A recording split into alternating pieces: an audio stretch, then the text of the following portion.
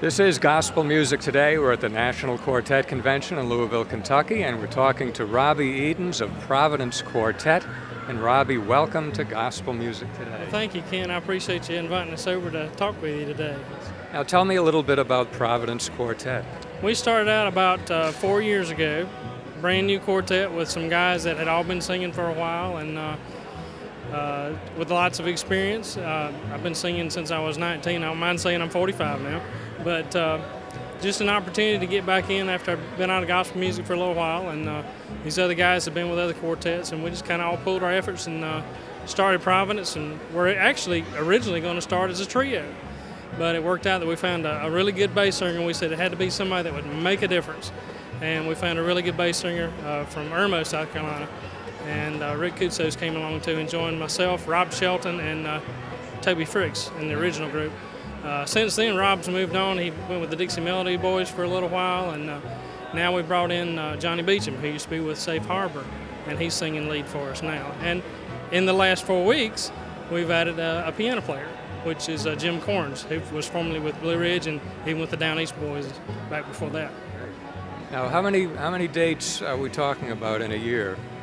Oh my goodness, my wife could probably tell you better. She does our booking, but we usually do a couple every Sunday and occasionally a Saturday night. So, I'd say probably if you count 52 weeks a year and we take probably the equivalent of a month off, we probably do over 100 dates a year easily.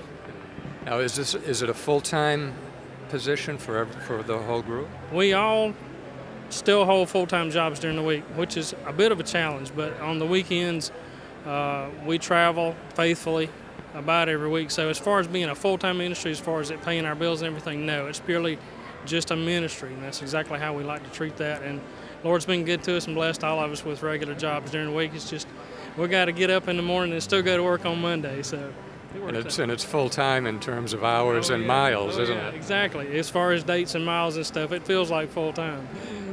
Now, how often does Providence Quartet produce a new CD? Good question. We did, actually, our first year, we did a couple, first couple of years there, and we actually put one out this year, and my hope is that we'll have another one for next year. So traditionally, you try to do that about once a year, and I think we're about due for another one here real soon. Start working on one anyway.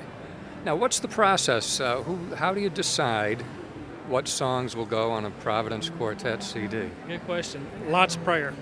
That's got to come first, because you got to have clearance from God as to what songs you want to do, because that's just like our current single release we've got. Johnny had it for like 15 years. He didn't write it, but he had it in his possession for about 15 years, and God just wouldn't give him release to put it out. And so here we are, 15 years later, we've released I'm the One that started out at number 57, and we're thankful for that. But the process is really, you pick your songs, everybody brings songs to the table, you pray about it, and you make some good decisions. You start culling out the ones that are, just not the ones, and you end up with, 10 songs at least that are our project.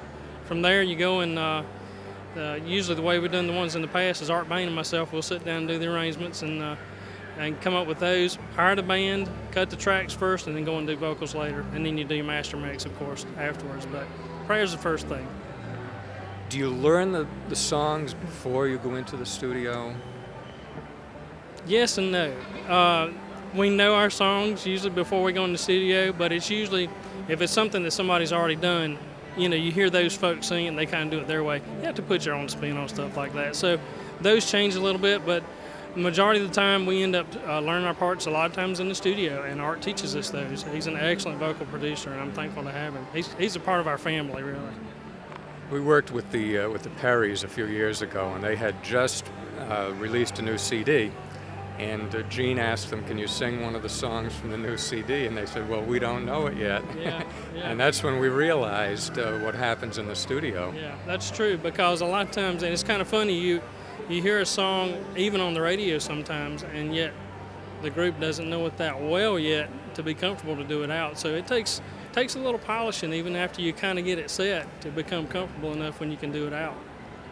Now, how do you work out the program when Providence Quartet performs? Who decides? Does it change from night to night? Do you have a set program?